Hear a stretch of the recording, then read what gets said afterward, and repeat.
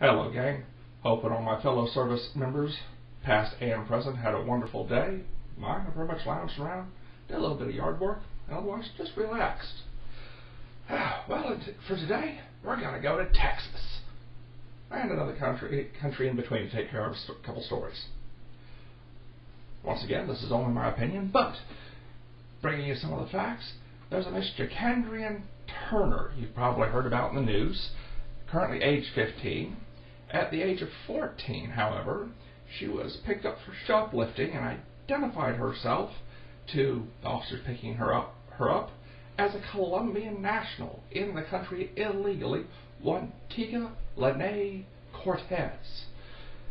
Hopefully I pronounced all that right. Now, the whole thing of this is, the whole big hubbub is that she was deported. Now, they've reviewed the tapes, they reviewed the findings. She had interviews with 2 different officers at different times. She had numerous phone calls. They've even found and interviewed some of her cellmates when she was being held in process for deportation. Her fingerprints didn't come up. Oh wait, she was 14 at the time, and most illegals, their fingerprints don't exactly come up in the system either. So, moving on from that, she never changed her story. All the interviews are always videotaped. The phone calls are recorded. There are cameras around the cells. And none of the workers, none of the law enforcement officers, none of the recordings, none of her cellmates gave any indication of any remorse or any single incident where she said other than, I am Jakadrien Cortez of Colombia. I'm in the country illegally. She even went so far as to try and convince them that she would get her visa and passport fixed and bring it down for them to see if they just let her go. We're not going to do this. Sorry, they're not going to do that. Because, oh wait, 99% are just going to keep going. They're never going to come back. Well, she was deported. Not only deported, signed up the paperwork so that she got her re-indoctrination to Colombia, her citizenship verification by Colombia, and even arrived in Colombia with a place in a halfway house and a temporary job so that she could get back on her feet in Colombia. All taken care of by the U.S. taxpayers and Immigration Nationalization Services. Now, fast forward, her mom's looking for her because, oh wait, she's a runaway. She's been a runaway before. And has a history of fabricating lies and tales. Self-admitted, by the way. I've read the interviews, and she admits that she made several mistakes, and it's primarily her fault of what happened. Duh. Now, though, she's trying to change her story, say, oh no, I tried to inform them several times, and I just gave up. There's no recordings of that, no writings of that, nothing, no testimony to that side of it. All the recordings, all her interviews, all say, I'm Jakadrien Cortez. Now, while in Colombia, she got knocked up by a 29-year-old man. There's nothing been said whether that was a rape or just how she is. We don't know.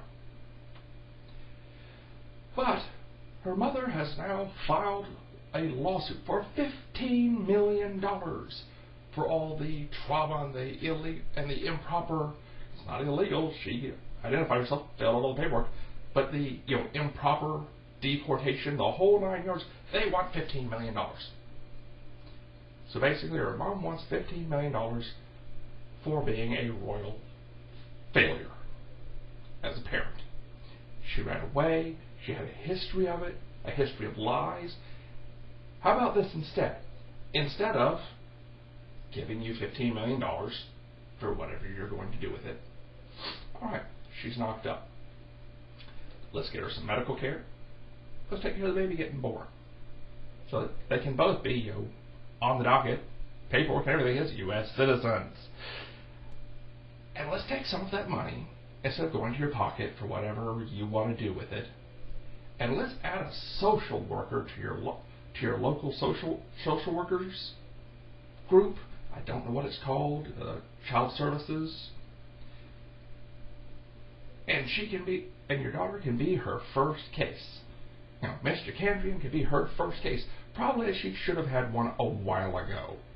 And can help see that the baby's raised right, and keep tabs on your family to make sure you don't get any more messed up than you already are. Yes, I'm wanting to use harsher language. I'm just trying to stay polite. Because you know what? $15 million for getting busted breaking the law, and then lying, signing off the paperwork, and getting yourself deported? Why should the taxpayers pay $15 million to reward you for being a screw-up? For your daughter being a major screw-up, and your mother being an incompetent screw-up, in raising your daughter to where she would get herself deported. This ranks along with, personally I have a very poor opinion of things such as, the frivolous lawsuits. We've all heard them. There was a guy years ago it was Oklahoma or Kansas, who went and bought a Winnebago, set the cruise control, and went in the back to make himself a sandwich. And crashed. And won the lawsuit because there was no warning that it was not it wasn't an autopilot. It's just a cruise control, not an autopilot. Well, nobody told him that, and there was no warnings to that. We've all heard the McDonald's lady, the hot coffee, the lap. I won't even go into all that, and there's a myriad more. Why are the taxpayers, in this case, going to be held responsible to pay for such a major screw-up? Which is what it comes down to. It comes out of the tax dollars. Not of any individual's pockets, and already there's going to be a change in policies and a change in the way things are done. They don't deserve any kind of reward. But that's just my opinion. Reward for bad behavior. Wow. Sounds like some stuff I've heard before. Moving on, though, to something I consider a clouded, brighter, shining light. Not really. It's really a contorted, bad set of circumstances. I'm sure you've heard of Miss Diane Tran, age 17, a high school junior in Texas as well.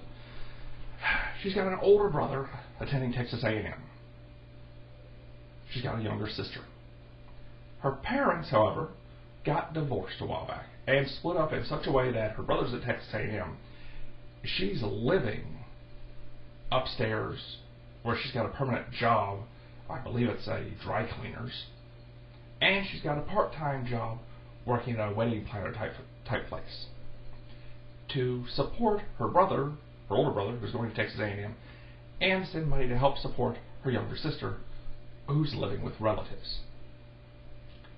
On top of this, being a junior in high school, taking college-level courses, she's an honor student. But you can imagine, working those kind of hours, keeping up that kind of class workload, she misses some class, truancy. She's tired and sometimes just doesn't go, but maintains her grades so high she's on the honor roll. Well, a judge sentenced her to 1 day in jail and a possible $100 fine for truancy, for missing school. Because it's by the book. No. And I quote, if you let one run loose, what are you going to do about the others? Actually, he said, what are you going to do with the rest of them? This isn't a case of, getting caught down at the mall or, out at the drag strip or out at Lover's Point, doing what you do down at those places, smoke and joke with your buddies and just skipping out. This young lady is so motivated, she's helping take care of her siblings when obviously both her parents have bailed because all three are living away and separate from their divorced parents. She's maintaining an honor roll, grade point average, taking college-level classes, working full-time and a part-time job. This is why it's not just an automated set of rules that says you did A, B, C, you get this. He's a judge. And he said he'd think about it more, but he was in front of a camera. He's a judge. You make judgment calls. So, I've already given you the circumstances the young lady's under, the things she's helping to do, the things she's doing with the money she makes. And now she goes to apply for college, goes to apply for a job, and they ask, have you ever been convicted of a crime and spent any time in jail? She has to answer yes for the rest of her life. And she's 17, which means there's a good chance it won't just become a closed and covered juvenile record. As a judge, you've got contacts, you know people. This is one of those This should have been one of those cases where he should have have her sit to the side, made a couple phone calls during the break to a couple people he knows, and get her some financial assistance. But I'm just briefly brushing over it. If you're interested, Change.org has a petition to get her charges dropped. And there's a site up, helpdianatran.com. Look it up. I took a look. Do some checking, background checks. Make sure there's not scams that have gotten put up as well. Make sure you get the right one. It's basically trying to help out, raise some funds and help this young lady out. If that's something that's interests you. If not, that's you. I'm not. This is what I'm doing. I'm covering it today's piece. So, on one hand, both Texas stories. On one hand, we've got a young lady who, such a prevalent liar, runaway, got picked up for shoplifting, that she got herself deported, pregnant, and then finally brought home, and wants $15 million. On the other hand, we've got a young lady whose parents went through a nasty divorce. All three of their kids, her and her two siblings, are living apart from each other and their parents. She's helping to support her two siblings. And a judge sends her to jail, even though she's up with on the honor roll and taking college level courses, for missing too many days of school.